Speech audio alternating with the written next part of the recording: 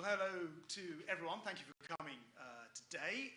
It's a real pleasure to welcome here my colleague, Mr. Graham, to Admiralty House, and also our Ukrainian friend, Admiral Nishpapa, to Admiralty House, along with his translator, to one of our nation's truly historic buildings. It's actually 60 years since this building was the official residence of the First Lord of the Admiralty, and it's a real reminder that the royal names really have power behind them.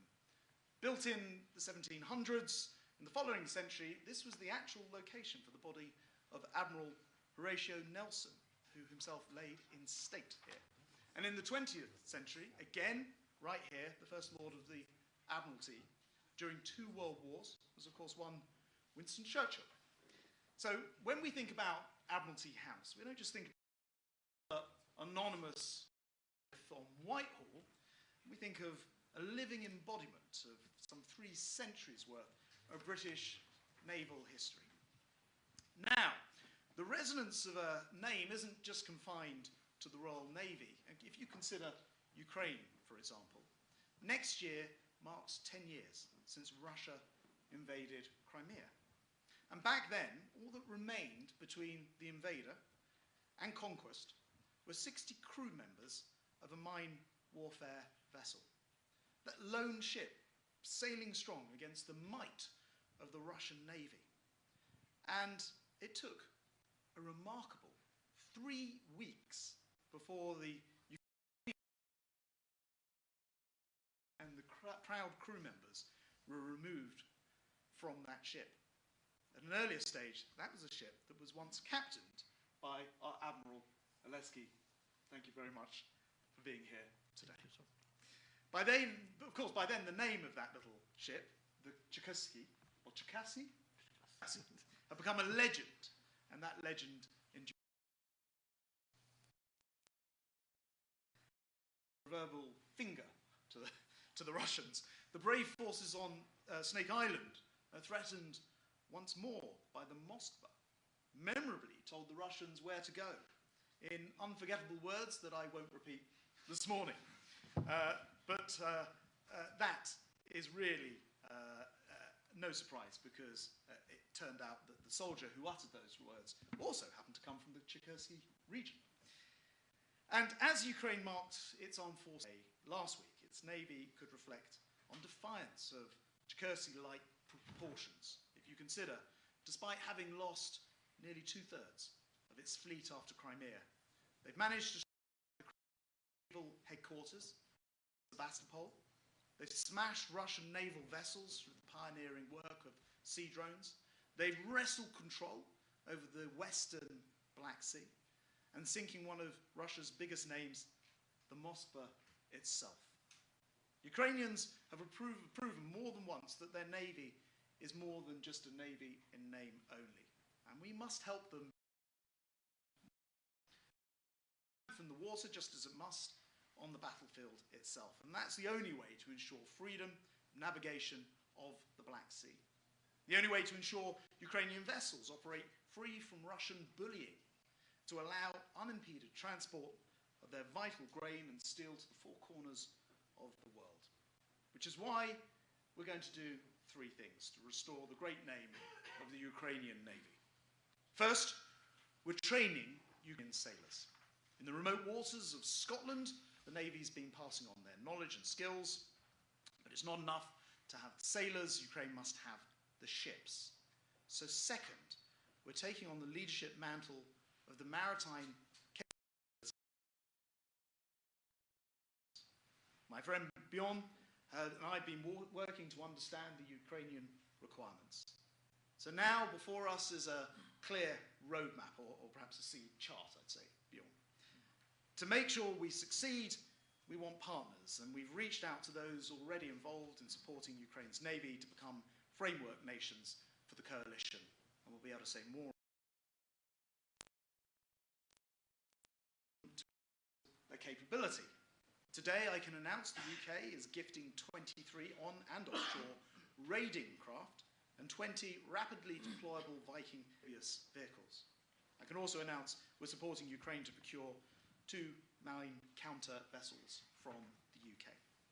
In fact, back in the summer, a flag-raising ceremony was held to commission the vessels into service. This was something which was planned before the Ukraine was attacked. And the ships formerly known as HMS Grimsby and HMS Shoreham were renamed Genevieve M310 and Shapps M311. Yes, the Shapps name has been once again, and it sends a critical message to President Putin. If the Kremlin despot believes we're distracted by events in the Middle East, he is mistaken. This moment is a wake-up call to the West, a moment once again to renew our complete and utter resolve and prove Putin wrong. Because rewarding illegality with victory would send a signal to our allies, but also to the likes of China and Iran, suggesting we're not willing to stand up for international rules, suggesting weakness, suggesting vulnerability.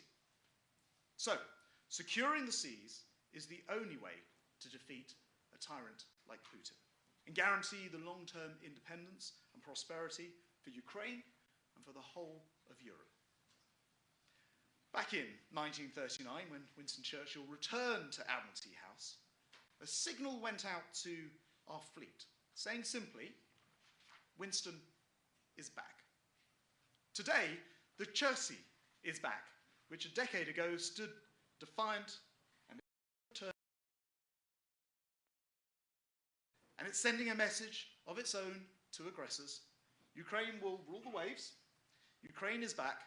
Slava Ukraine. And now to my friend and colleague, Minister Graham. Thank you for joining us today. Well, thank you, dear Grant. Good to be in London, and thank you so much for hosting us here at this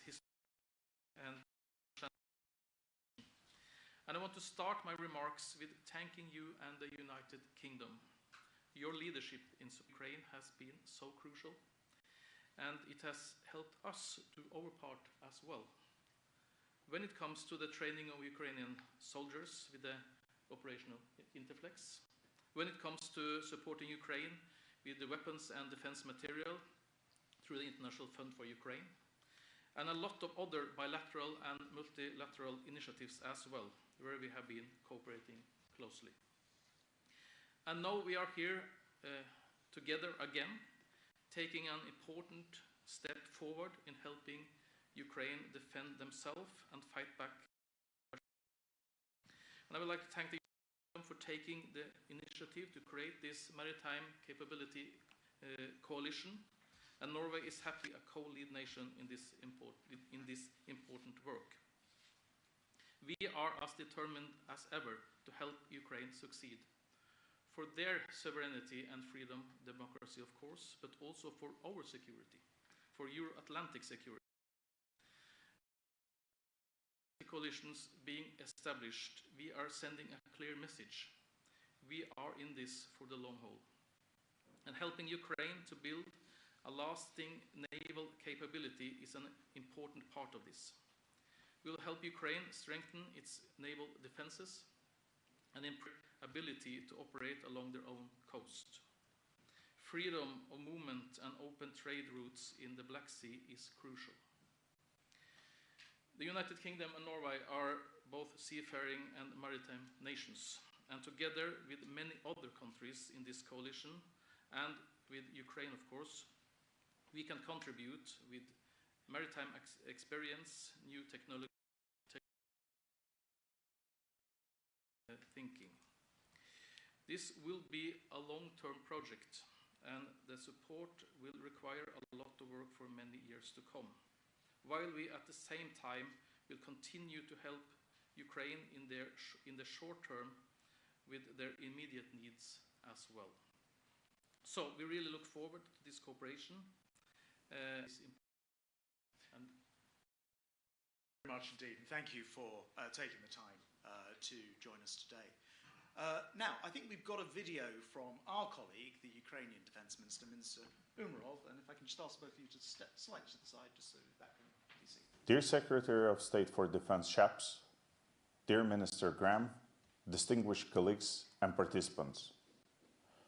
Early in the war, the Ukrainian Neptune missile sank the Russian guided missile cruiser Moskva, the flagship of the Russian Black Sea Fleet. We didn't stop there. We developed new tools, naval drones. Our innovative Sea Baby drone carried out multiple successes in the Black Sea. We reached all the way to Crimea and to the Russian Naval Command Center in Sevastopol. We have also used long-range missile provided by our partners with great effectiveness and incredible precision. We have knocked out dozens of Russian small patrol boats, high-speed, and even damaged the Russian submarine. The Russian fleet has seen 15 of its vessels destroyed and 12 damaged. The enemy was forced to relocate its fleets, submarines, missile and landing ships to Novorossiysk. No part of the Black Sea is safe for Russia anymore. With the Maritime Coalition, we can and we will do more. We need to preserve and expand our achievements. We need to end Russian blockades and restore maritime security from Odessa to the Sea of Azov. We must prevent Russia from dominating the Black Sea again.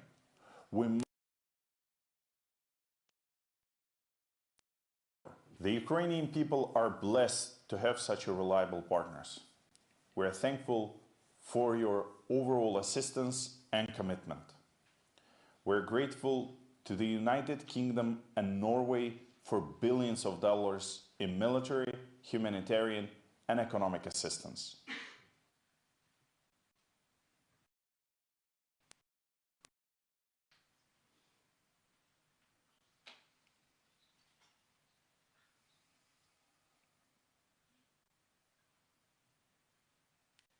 Has to stop there. We will hold it there because actually we've got with us today the Chief of the Ukrainian Navy who is going to say a few words to us, Oleski Nespapa, possibly through his interpreter as well. Okay, thank you, sir. Although his English is excellent, I've discovered already. Okay, thank you. Пане міністре, пане адмірали, шановні колеги, дами і господа, я радий бути сьогодні тут, присутствувати на цій церемонії. Dear ministers, dear colleagues, dear friends, and I'm elated to be today. I'm elated to be on this ceremony. Мені важко підібрати слова та висловити емоції, які відчуваю зараз як командуючий військово-морський і як просто громадянин України. And it is very difficult to express my emotions, what I feel now, and as the Navy commander and as Ukrainian citizen.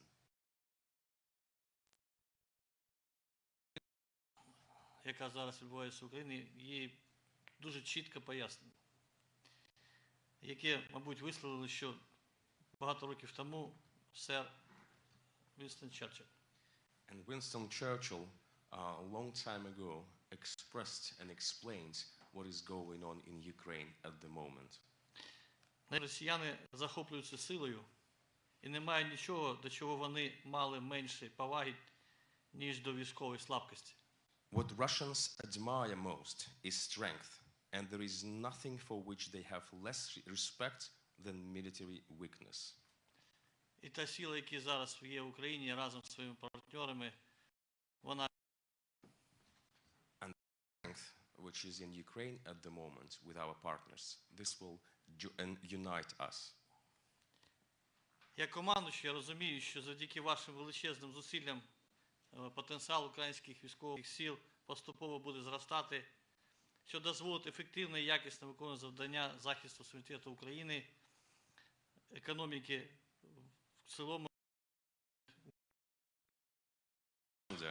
I understand that thanks to your enormous efforts, the combat potential of the Navy will gradually grow and strengthen, and this will allow effectively protect sovereignty of Ukraine and economy and lives of innocent Ukrainians.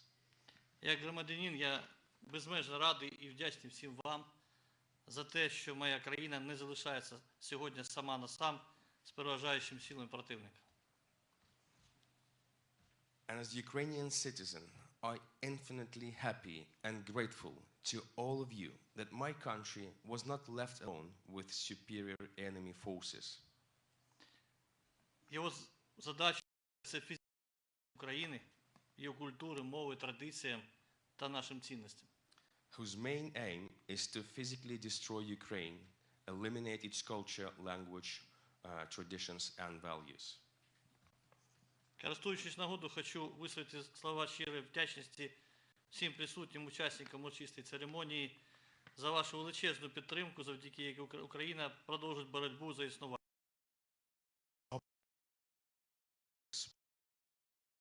My enormous gratitude to all participants of Maritime Capability Coalition launching ceremony for your support. Особливу вдячність хочу висловити Об'єднаному Королівству та Королівству Норвегії, які взяли провідну роль щодо підвищення спроможності українських військово-морських сил. And I would like to express special thanks to the United Kingdom and the Kingdom of Norway for their leading role in creation of Maritime Capability Coalition. Якщо в Україні не буде моря, не буде України. If we lose the sea, there will be no Ukraine anymore. Море – важлива складова економіки України, і ми повинні зробити море безпечним для всіх. Is an important part of our Ukrainian economy, and we all together should make it safe and secure. Саме тому потужні і спроможні військово-морські сили України – це не тільки інструмент стримування агресії Росії, але гарант процвітання економіки та безпеки мореплавства в всьому Чорноморському регіоні.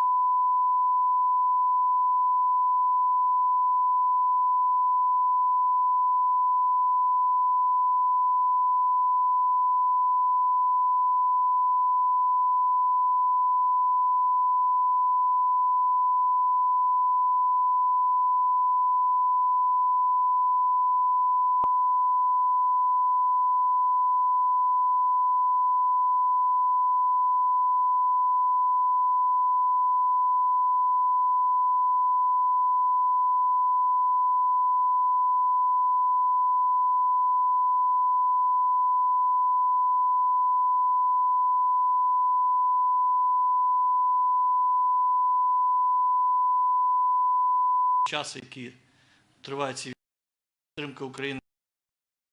I appreciate a lot that despite the long period of this war, you continue to support Ukraine. І ви бачите, вже пройшло багато десятиріч, а ті істини, які сказав сер Черчилль, вони є право на існування. And you see that after many years, after Churchill said these words, they still exist and they're still correct. Історія нас вчить йти до кінця. And history teaches us to go to the end. І ми обов'язково повинні захистити наше море, захистити майбутнє наших дітей. And we must protect our sea, we must protect the future of our children. І, звісно, захистити наше спільне майбутнє. And to protect our future. Thank you very much. We have some time for some questions. We'll start with Johnny from the BBC. Thank you, Jonathan Beale, BBC. I'll use the microphone. I just wanted to ask both ministers, first of all, a question about the real risk of US militaries and economic support to Ukraine dry by the end of the year. Political. Do you both accept that, given that US military aid is pretty much more than double of what Europe has been given, that you will not be able to fill the void if that US military aid stops? And would you both agree with President Zelensky, the First Lady's wife, who says that Ukraine would be in mortal danger? And then, Admiral, if I can ask you a question. I was on HMS Defender when it was in Odessa, where they signed the agreement for the 2 mine hunters to be given by the UK. It's 2 years on now, more than 2 years on.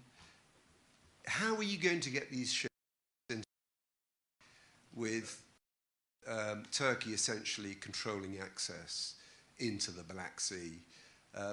How are you going to rebuild your navy without access into the Black Sea? Thank you. Thanks, Johnny. Look, first of all, on US support, look, of course I think it's incredibly important. But a couple of things which, first of all, I was in Austin last week, maybe in the end of the week before, in California, and we discussed this issue. There's still billions worth of aid being delivered. I think this figure may be slightly out of date, but there was $5 or $6 billion worth that was kind of waiting in the pipeline. That's because contracts have been laid from their earlier pledges. There's still sort of quite a bit to be delivered, come what may, regardless. The second thing is, as you know, Congress are working on a bill which is, I think, much more to do with internal US politics relating to the southern border, the Middle East war, than it is actually related to Ukraine. Certainly when I was on Capitol Hill recently, the support from both sides, including the Republicans, Zelensky is actually meeting with the president in DC tomorrow. It's actually the reason that Umarov's not with us today. He needed to stay in country because the president was away. And so no doubt they'll be having, I hope, very fruitful conversations. Fourthly, it really reinforces the importance of this Maritime Capability Coalition. As I said, or suggested in my speech, the way that you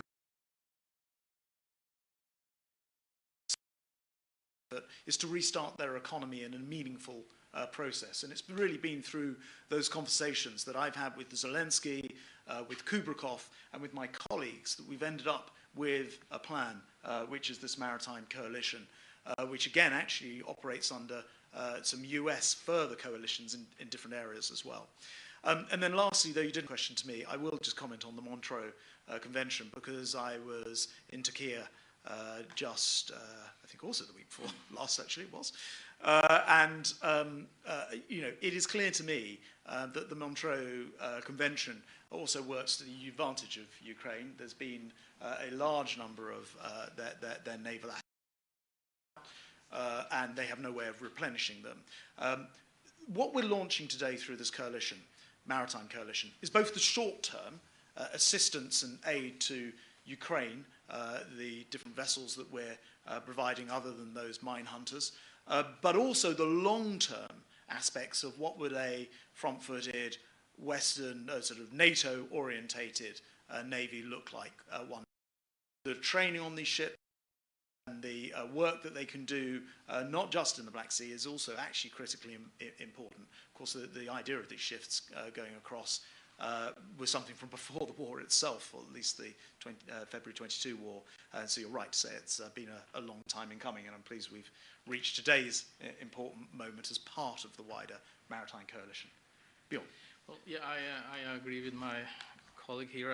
Of course, United States have been absolutely crucial when it comes to supporting Ukraine, both in military and financial ways, but also when it comes to coordinate the international support for Ukraine in this Ukraine Defense Contact Group, this Ramstein format. And actually is a part of that work, and it's taking that even further. And beyond that, I don't think it's right to speculate too much about what will happen in the United States. So we have to accept and understand that there is a democratic process going on there. But we'll see. I still feel both hopeful and confident that the United States will continue to stand by Ukraine. I'm answering for the questions. Щоб побудувати флот, треба дуже великий час. To build a capable navy, we need a long time. Нельзя зайти в магазин и купить корабль. Unfortunately, we cannot simply enter the shop and to buy a ship. І навчитися його використовувати. and to learn how to use Це the ship. дуже длительний процес. This is a very long process. Флот може наповнити двома шляхами, або паралельно. Це або закупівля будівництва, або придбання використаних кораблів.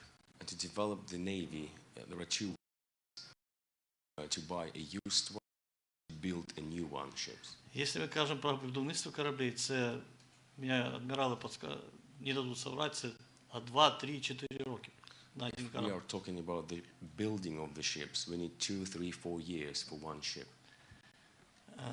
Що стосується кораблів, які можуть бути придбані, це потрібна підготовка не менше 1 року.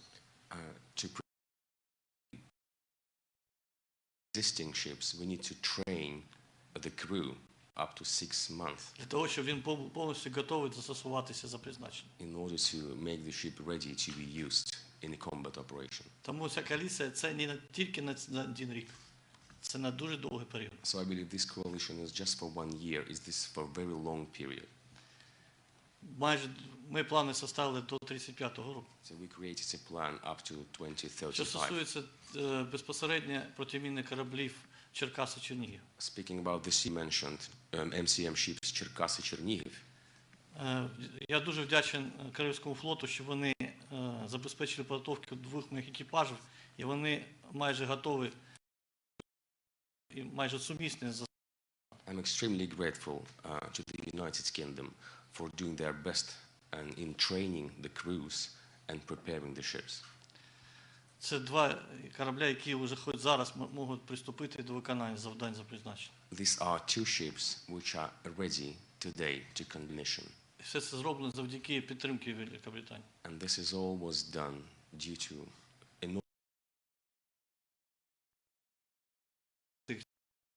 Босфор Дарданелли в зв'язку з дією Конвенції Монтрё. And as you mentioned correctly, sir, we unfortunately cannot bring them to the Black Sea due to Montreux Convention. Але повірте мені, як тільки ми переможемо, роботи у них буде дуже багато.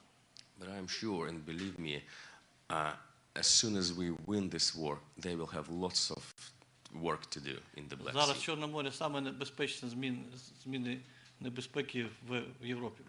Because the Black Sea is the most dangerous place in terms of mine security І in пройде дуже Europe. багато часу, щоб воно стало безпечним.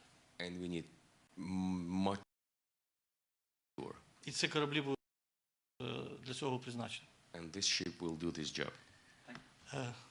І звісно, що зараз ми будемо використовувати виключно безпілотні системи і те, що може бути доставлено в Україну без залучення проток Босфор Дарданелли. So answering your question, for now, for time being, we will use unmanned systems to provide mine security in the Black Sea, which we can. Lesky, thank you. We only have about 10 minutes, and I want to sort of zip through questions. So I will lead by example by answering them briefly, or maybe you will, because the next question is from Gree from NRK. Gree. Hi.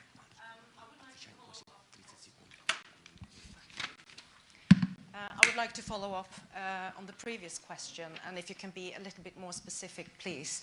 If the support from the US is reduced significantly, what is Europe's ability, UK, Norway, the rest of Europe's capability to support Ukraine in the future, in the long term?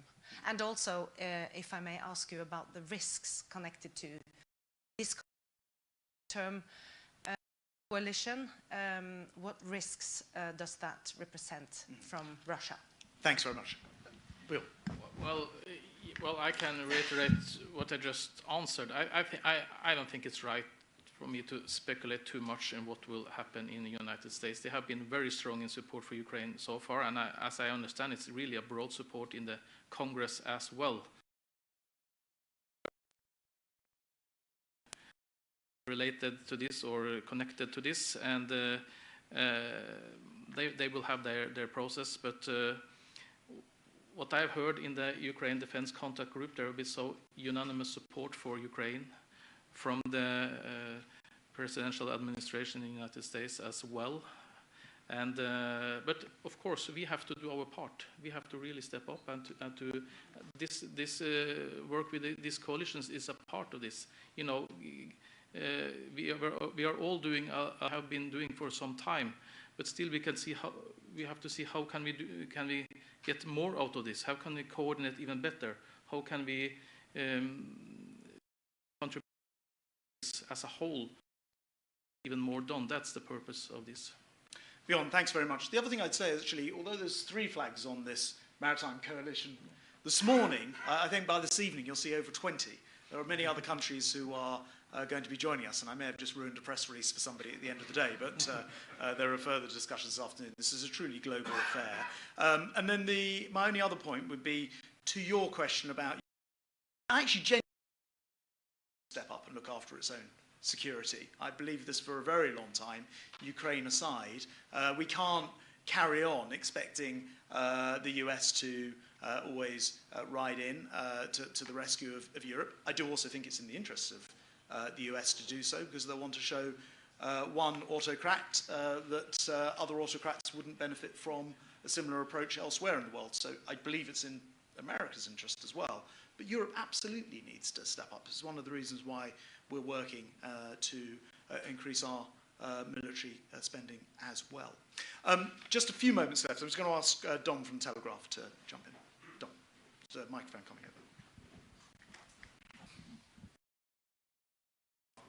over.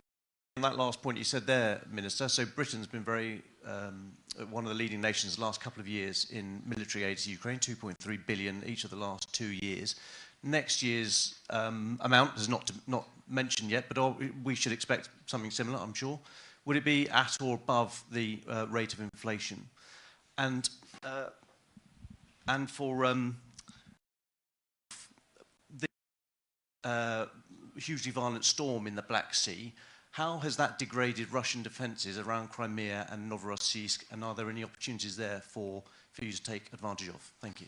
Thanks. I'm going to answer briefly, and we should both answer briefly in order we can get perhaps one more question in. But on the 2.3 billion, yes, you're right, we've done that for a couple of years running. I think now we're into a different phase of the war. It's not just about the money, though we will announce that when we're ready. Of course, the current year still runs till April.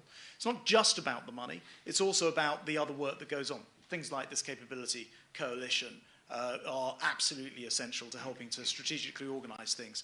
Things like our UK leading in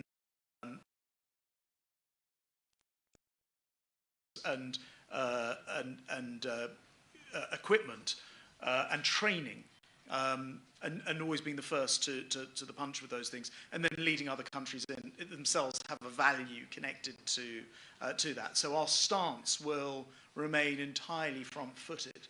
I'm absolutely committed, as I said to President Zelensky, to follow through. We were there before. We'll be there to the end and beyond, as I hope Ukraine's best supporters. Answer for your question very short. В море бывают шторма, и это не новость. There is nothing new in storm at sea. И поверьте, никаких способностей Россия не потеряла после этого шторма. And I wouldn't say that Russian capabilities were degraded somehow. Так же, как не потеряли. The same with us. Война на море продолжается. Yeah, the war at sea goes on. There speaks an admiral.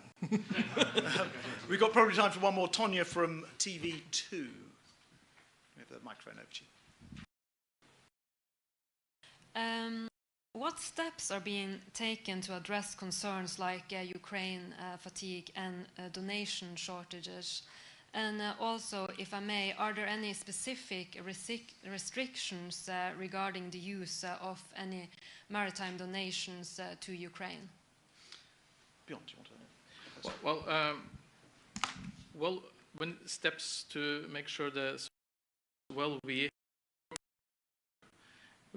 have an ongoing dialogue. We are cooperating. We are building structures to not just support Ukraine here and now, but as this coalition is about, also thinking ahead and having a more long-term perspective. This is a way to both signal that we are in this for as long as it takes, but also actually lay a foundation for the help to continue.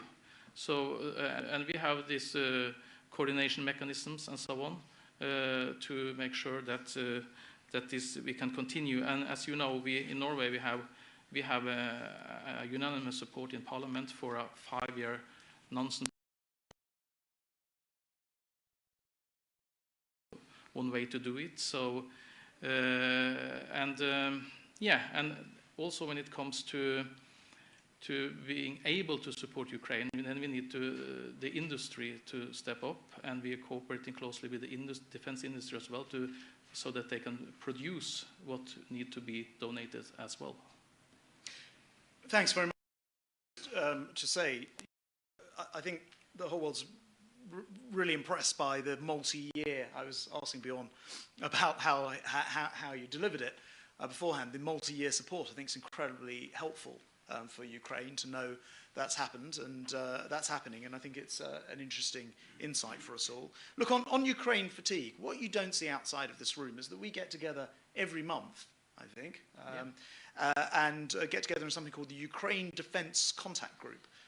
Which largely happens behind closed doors, but it's 50 nations around the world supporting our friends in Ukraine. And I certainly haven't noticed any lessening of the desire to help, any lessening in the gifting, any lessening in the so it is the case, you know, there's a war on in the Middle East, there are other things that go on. It is the case, of course, we move into different phases of this, but, you know, Ukraine have shown us that they are very, very capable and aren't going to give in, and we're not going to give in on their behalf. And in terms of, you asked about maritime donation restrictions, we're not applying any. The war is in Ukraine. They can and the Crimea and Black Sea, or parts of it that are theirs, of course. I think we might have just managed to do that in enough time to take one more from Madeline. Madeline at NHK. Hi. Yes, so I had one question briefly on the situation in the Middle East, if that's okay. I knew I shouldn't have taken the line. So I just wanted to ask, you mentioned about the Lime Bay vessel. Has any decision been made about that regarding the humanitarian situation there? And also one other question to the Norwegian Defence Minister. We wanted to ask regarding F-16s sent to, and also when that would be happening. Thank you very much. Thanks. Well, look, on Thursday last week, Wednesday and Thursday, I was in Cyprus, then Israel and the West Bank, discussing the critical issue of how we get more aid into Gaza. This morning, in part as an upshot of some of those conversations, the Kerem Shalom border between Israel and Gaza. Currently, goods will be checked there. That's good because it's designed for lorries. The goods aren't actually entering Gaza from there, so they would still have to route around. So this is not a full solution. The Cyprus part of the discussion is, can we ship aid from Cyprus across and do so in greater volumes and from air, land and sea. Again, since I met the Cypriot foreign minister on Wednesday evening, and then right the way through the weekend, we've been continuing to discuss how aid could be routed and coordinating that with the various different parties. There's no immediate announcement on this. The RFA have in the region are good for these purposes. And I think the international community needs to have the leadership to get it started and then make sure that the amount of aid being channeled in increases dramatically. And that is regardless of the different arguments about ceasefires and the actual war on the ground. What I'm really interested in is ensuring that more lives through disease, hunger and other things than we do through kinetic action of war itself. Yeah, when it comes to F-16s, we don't longer use them in the Norwegian Armed Forces. We have F-35s now, when we are in a process selling 32 of them to Romania. The first 3 was delivered a couple of weeks ago, and we will continue to deliver them. but we are a part of the F-16 coalition for Ukraine as well, and as we speak, there is a training mission going on in Denmark. This coalition is led by United States, Denmark, and the Netherlands. And we are contributing there with the instructors for Ukrainian pilots and technicians. And after New Year's, we also deliver for the Ukrainian pilots. And then we are working on, we have said we are going to donate planes to Ukraine as well. I don't have the exact number yet because we are still, we have to make sure that they are fit for purpose. And as I said, we are selling quite a lot to Romania, but we are going to be a part of this coalition and we are going to send F-16s to Ukraine. Bjørn, thank you very much. And ladies and gentlemen, we have timed out, but for coming today, Graham, and in particular to Admiral Oleski for being here today to join us. We really appreciate it. Thank you.